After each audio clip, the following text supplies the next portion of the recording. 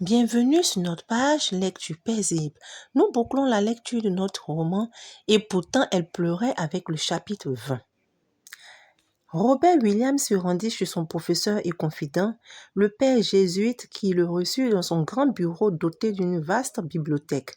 Il lui raconta ses problèmes des 2 précédentes semaines. « Mon père, je voudrais faire quelque chose où je ne serai pas victime de calomnie, de médisance, où je ne serai pas dans un milieu de requins, ces personnes qui vous sourient et qui agissent contre vous dans le noir, rien que pour leurs intérêts personnels. Mon cher Williams, que voulez-vous faire désormais? La littérature.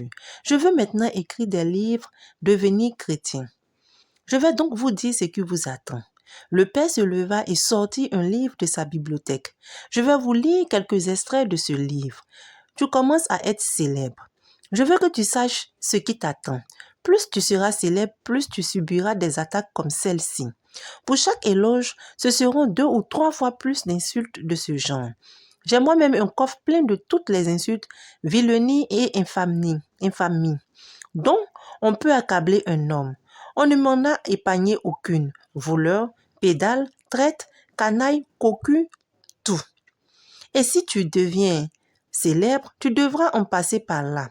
Il s'agissait de Pablo Neruda à Mario Vargas Llosa. Mais Mario Vargas devenu célèbre dira ceci. Devenir célèbre n'entraîne que des inconvénients. Vous suscitez des inimitiés surprenantes. J'ai perdu mes meilleurs amis. Il m'est arrivé de voir des amis intimes, des inséparables, devenir du jour au lendemain des ennemis mortels, car la célébrité provoque des rivalités, l'envie, des ressentiments et des rancœurs étranges. Mais l'écrivain est entouré de nombreuses femmes. Pour ceux qui sont amoureux de la femme, c'est une aubaine, mais là encore. Mario nous met en garde. C'est vrai, la célébrité constitue indiscutablement un attrait aux yeux de certaines femmes. Il importe cependant d'avoir conscience que, pour ces femmes, ce n'est pas vous qui êtes séduisant, mais votre renom qui est cette image impersonnelle, métaphorique, circonstancielle, qui peut par instant prendre votre visage, mais par instant seulement. Si des hommes à peau blanche ont ces comportements, que feront alors les Noirs en cas de succès d'un frère de race en littérature? Je ne vous le fais pas dire. Envisagez autre chose que la littérature. Je crois que je vais m'engager dans la politique pour changer les hommes afin qu'ils deviennent meilleurs. La politique, c'est le domaine le plus terrifiant.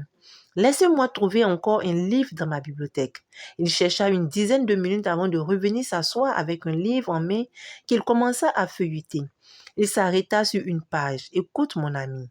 Le pouvoir viole, le pouvoir en sourd, c'est un mal qui guette les politicards qui vivent en vase clos à un rythme effréné. La politique est un investissement à long terme et à faible rendement que seuls des patrons à la retraite sont en mesure de tenter. Et encore, il vit dans un univers impitoyable où mieux vaut s'asseoir le dos au mur et garder en permanence le doigt sur la détente de son flingue. Les carrières sont de longs fleuves qui charrient des cadavres, ceux des adversaires bien entendu, mais aussi ceux des alliés.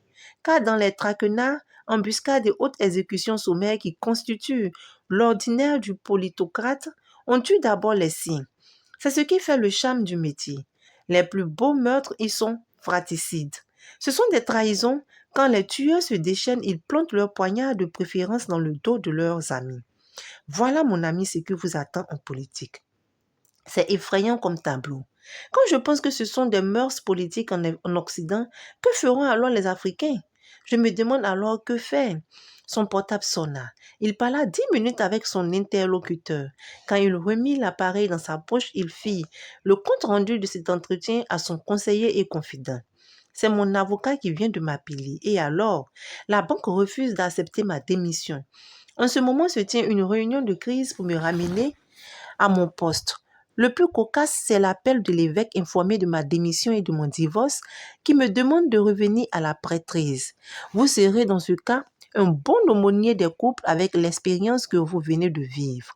Vous avez la possibilité de revenir à la banque ou de redevenir prêtre, à vous de choisir. Je suis tentée par une vie contemplative. Devenir moine, Je ne vous le conseille pas. Que vaut la vie contemplative sans action? Vous êtes jeune et l'action vous attend. À moins de donner tous vos biens aux pauvres et de vous détacher du monde par lequel vous souhaiteriez prier toute votre vie pour le changer en bien. Vous ne m'encouragez pas. Que me proposez-vous? Un long voyage afin de prier et de laisser Dieu vous guider. Excellente idée. J'avais envisagé de me rendre à Lanzarote, dans les îles Canaries, pour me reposer. Je pense que l'occasion vient de se présenter. Dès mon retour, je vous donnerai ma décision irrévocable. Je prierai pour vous durant tout votre séjour dans cette île paradisiaque que je connais bien. C'est vraiment l'endroit qu'il vous faut pour méditer sur votre vie et trouver une voie à votre devenir. Que la Sainte Trinité vous accompagne et vous protège. La nuit même, Bob Williams était dans l'avion à destination de Las Palmas, d'où il se rendait à Lanzarote. Avant de s'endormir, il se rappela la phrase d'un penseur qu'il avait soumise à ses paroissiens au cours d'une homélie quand il s'appelait encore l'abbé Bob Williams. Le grand défaut des hommes est d'abandonner leur propre champ pour ôter les vrais de ceux des autres. Ainsi s'achève notre roman et pourtant, elle pleurait. Et vous, qu'avez-vous retenu de ce roman? Je dirais qu'on a pu retenir plein de choses. Nous avons vu comment un jeune homme s'était adonné à sa passion, celle de devenir prêtre. Nous avons vu aussi comment il a travaillé tous les jours pour être meilleur, pour rendre le monde autour de lui meilleur. Mais il fut confronté par pas mal de choses. D'abord, il a compris que l'Africain était quelqu'un d'intéressé. L'Africain aimait les médisances, l'Africain aimait la corruption. Et c'est pour cela que nos pays en Afrique n'avancent pas. Car ces pays sont remplis de corrupteurs, de corruption. Ce qui fait que les hommes sont là, dans ces pays-là, en train toujours de chômer, de chercher du travail. Les jeunes ont des diplômes, mais il n'y a pas de travail. Car tout ce qui est à la tête de l'État est pourri. C'est ce que le roman nous dit. Il a voulu faire du bien à ses paroissiens en leur faisant des dons à chaque fois, mais les gens venaient toujours sans chercher à comprendre, à voir le fond de son âge. C'est-à-dire, on pouvait t'aider aujourd'hui et tu pouvais saisir cela et te refaire et prospérer, mais non. D'autres venaient tous les jours et lorsqu'ils voulaient dire quelque chose, on disait « Oh, mais ton père est quelqu'un de riche, tu as de l'argent. » Il a fini par comprendre que c'est pas seulement le monde hors de l'église qui était rempli de médisances, de mensonges, de calomnies, mais au sein de l'église, il était combattu par ses propres amis prêtres. Parce qu'il trouvait que les paroissiens l'aimaient lui seulement et qu'il vivait dans une utopie pas possible. Alors que ces prêtres-là n'étaient pas des enfants de cœur. Ils faisaient des choses pas trop catholiques et il trouvait que lui était trop dans... Il vivait trop selon ce que le Christ avait dit. Et là, il a fini par être déçu et à renoncer à sa vocation de prêtrise. Dès qu'il dépose la soutane, il rencontre l'une de ses anciennes fidèles de l'église. Tellement elle était belle, il s'est laissé subjuguer par sa beauté. Mais nous avons vu à la fin aussi que lorsqu'il demandait le divorce, lorsqu'il la quittait définitivement, en rangeant ses effets qui étaient dans le placard, les rangeant dans des sacs pour les envoyer dans la maison qu'il avait louée pour elle, on a compris qu'elle avait des fétiches, qu'elle avait des choses qu'elle invoquait pour le garder près de lui. Et là, nous voyons aussi qu'un homme de Dieu, un homme qui a servi Dieu, un homme qui craint Dieu, un homme qui prie tous les jours réellement, n'est pas aussi à l'abri des fétiches. Et je pourrais dire que c'est Dieu même qui a voulu qu'il vive tout cela afin de comprendre ce qu'était la vie des hommes qui n'avaient pas donné leur vie à Dieu. Il a compris certaines choses de la vie. Il a même refait sa deuxième vie en travaillant dans une banque, mais il a vu que ces mêmes calomnies la continuaient. Tout ce que nous retenons, c'est que tu sois chrétien, que tu sois animiste, que tu sois musulman, les calomnies continueront toujours, même dans le sein de notre entourage. La jalousie demeurera toujours, même au milieu d'un frère et sœur. Car lorsque tu es aimé, et ça on le vit tous les jours, même dans le travail partout, lorsque tu fais bien ton travail, lorsqu'on t'aime, lorsqu'on t'apprécie, soit ta sœur ou bien ton collègue ne t'aimera pas. Et nous vivons cela à chaque jour dans nos vies de tous les jours.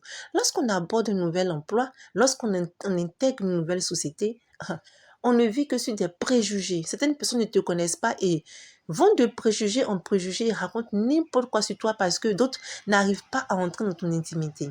Alors qu'un homme, un être humain, doit garder une partie de lui secret. C'est important pour pouvoir mieux vivre. Car lorsque tu abordes un univers nouveau, tu ne maîtrises pas totalement ton environnement et tu ne peux pas laisser éclater ta vraie personnalité au risque de souffrir. Comme nous le savons, les hommes, pas seulement les Africains, même les Blancs, tout être humain est un être toujours rempli de jalousie, de rancœur, de médisance et de haine. Et à un moment donné, il faut se préserver lorsqu'on va quelque part ou lorsqu'on rentre nouvellement quelque part. Cela est important. Mais ce roman ne nous éloigne pas du tout de notre vie chrétienne ou de la Bible ou de l'Église ou du Christ. Car nous comprenons que nul ne peut être au-dessus du Christ, nul ne peut être comme le Christ, mais nous essayons toujours de faire au mieux afin d'atteindre le Christ. Mais cela est difficile compte tenu de nos comportements respectifs de tous les jours. Oui, nous avons compris que si nous voulons que l'Afrique change, si nous voulons que notre monde change, il va falloir que l'Africain change de mentalité, que l'Africain travaille réellement. Car comment comprendre que des personnes qui vivent dans la pauvreté, des personnes qui se plaignent de leurs conditions de vie, lorsqu'ils gagnent un minimum d'argent, mais du salaire, ils vont s'adonner à l'alcool, ils vont boire dans les maquis le peu qu'ils ont. Qui peut comprendre cela? Alors qu'avec le peu qu'on a, l'on peut avancer, l'on peut même arriver à être quelqu'un de grand, à faire de grands sacrifices, à faire de grandes choses, à faire de grandes réalisations. Mais nous restons toujours sur nos questionnements. Qu'est-ce qu'on doit faire pour que l'Afrique émerge?